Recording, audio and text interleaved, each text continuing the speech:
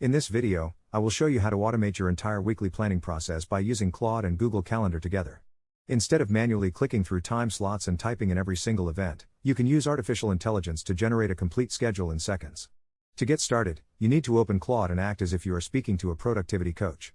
Tell the AI about your main tasks and fixed meetings, such as your deep work hours, gym sessions, and recurring syncs.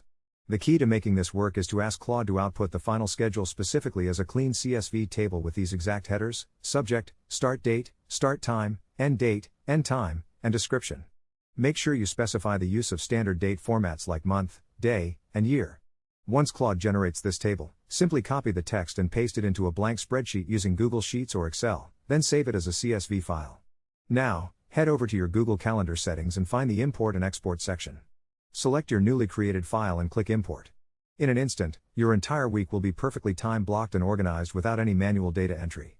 This workflow allows you to spend less time managing your calendar and more time actually being productive. It is a total game changer for anyone who values their time and wants a balanced schedule without the administrative headache. Thank you so much for watching, and I hope this automation helps you master your weekly routine. Be sure to try this out and see